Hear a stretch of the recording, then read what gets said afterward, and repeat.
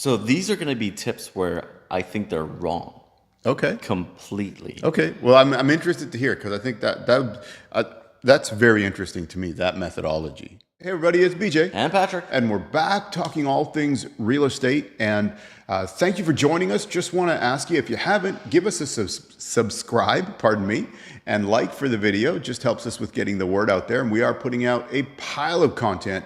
And I want to make sure that you don't miss anything and you're going to get some value out of what you see. So here we go. So I want to go on a bit of a series of how do you sell your home for twice as much of what it's worth today? I would like to know. Right? I would like to know. That's pretty crazy. Like, what if your house is worth $1 million? Can you sell it for $2 million? Now, this isn't any house out there. It has to be a specific kind of house. And I'm talking about buying in the path of progress. So, buying in the path of progress, I think there's a lot of misconceptions about this term, where you would think like, if a city is expanding, you would think like, these are some very general ideas so far. Toronto's getting bigger, or Calgary, Edmonton, everybody's leaving BC and Ontario at the moment, right? Right. So you want to buy in the path of progress. It's not necessarily true. Yes, there's going to be increased demand in the marketplace, but this isn't going to achieve, if you owned a home, selling it for twice as much of what it's worth today, or thereabouts, right? Like, you can't hold me to that. But I want to share some common misconceptions about buying in the path of progress. Here, I've got an article to help me with this. And these are 4 tips to identify the path of progress. This would be like if a city is expanding in a certain direction. Mm-hmm. And this will basically explain those things. So one way of doing this is follow the construction. Makes sense. Perfect. So what is following the construction? The path of progress is paved with bulldozers, construction cranes. Economic development often involves the tearing down of old commercial structures and the buildings of new ones. This represents a significant economic investment, so the city and its developers won't make that investment unless they expect a big payoff. So somewhere like you live in Metchosin. We live in Victoria. We're in Langford right now. And I could think of it like, what are the biggest investments that we've had recently? We've torn down the old Belmont High School. It's probably 10 years ago now, right? Maybe. Wasn't that long ago, I don't think. It wasn't. Let's say. It feels like 10 years ago, Sure. right? Because now that whole area of that school property, Souk School District 62, it's now a commercial strip. Yeah, that's it's condos, thrifties, and then there's all the Belmont condos around the backside. There's rental apartments at the end of it. And we had to replace that school, so we got a whole new high school out of that. Mm-hmm. So when there's like a big investment like that, you would think like, I'm going to go in that direction. This still won't get you to double the value of your home. Number 2, follow the curb. The city is responsible for restripping and rejuvenating the curbs in commercial and residential neighborhoods. They set the schedule, and neighborhoods outside of the path of progress tend to be neglected in this regard. Want to find the path of progress? Find out which neighborhoods are at the top of the city's list of curb restripping. Really? That's very interesting. I'll keep that in mind. So these are going to be tips where I think they're wrong. Okay. Completely. Okay. Well, I'm interested to hear, because I think that's very interesting to me, that methodology. Yeah. Okay. Number 3. Following. I think this one's wrong because I think it's old and outdated. Following the chains, and we're talking about Starbucks, McDonald's, Target, national retail chains. Do extensive research in the path of progress. That's too late. Before if they're going in, it's too late. They open a new store following announcing future openings of major changes, like cheating off their paper in high school tests. Only it's allowed and not all unethical. Whatever they're trying to say by that, right? And then, so you're totally on the right track. Yeah, I would say for the last one, I'm sure we'll go back over all of them, but Yeah. on that last one, you're too late if you're following the commercial space. If you're following the Starbucks, they're not going in there until everything's built out or a sufficient number of homes have been built out in that area. Yeah, let's say it's a Starbucks, McDonald's, whatever, right? They want to be able to turn a profit within a couple years. They don't want to be running at a loss waiting for something to happen. Right. So they need a reassurance that they will be able to like show the shareholders this investment's going to pay off. Yeah. Okay. Number 4 is follow the artists. The cycle of gentrification is pretty well documented. Artists move in a cheap rent, start hosting shows and pop-ups. I don't know what they're talking about. The neighborhood becomes cool. Other people start wanting to live there. And the next thing you know, Whole Foods comes knocking. And there's a rough part of town near the city center that has become a favorite haunt for artsy types. It might be time to buy before the neighborhood catches fire. I mean, catches fire as in gets popular. Yeah. So I'm not sure what your take is on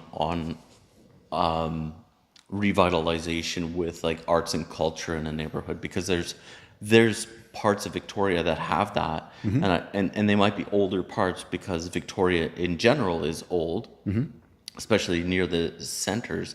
But I don't think they were like horrible neighborhoods. Like if anything, James Bay used to be like where all the shipping comes in. Yeah. Used to be a working port. Yeah. Right. Yeah. And it had a less than better reputation. And then over time, artists and stuff have come there, and it's become more popular. Yeah. But this is still not buying in the path of progress. Yeah, I would. These are positive signs. Sure, but an example to go with that is if you're like Cook Street Village.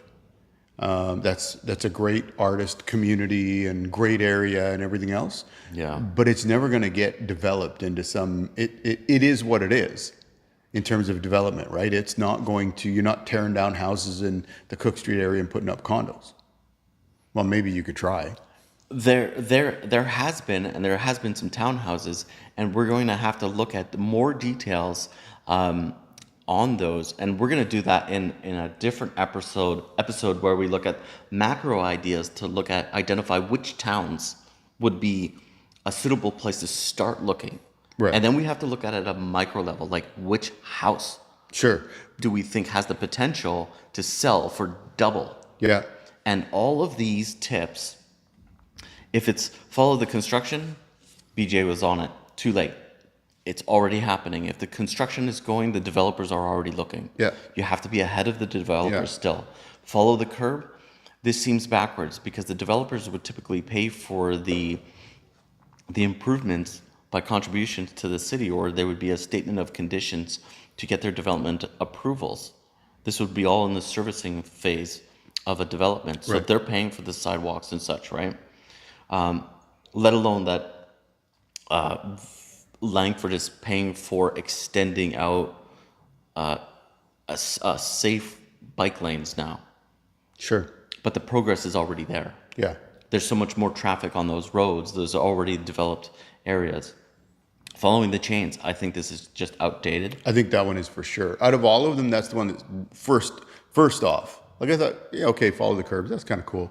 But the chains are not going in until you have development already happening. And Royal Bay is a perfect example.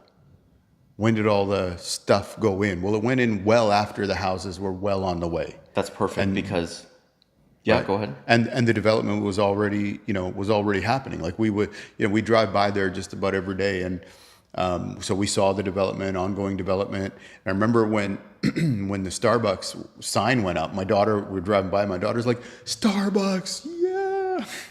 So yeah. I got my license. I started in Royal Bay. It's been 20 years to get a Starbucks. That's not getting ahead of the curve here, right? That's not following the path. That's like way behind, right? Yeah, and we discussed that. Yeah. And following the artists for gentrification, I think that's probably a mixed bag answer. That's not really, oh look, here's where all the hippies are, or the artists are, or the musicians are, or they have a vibe.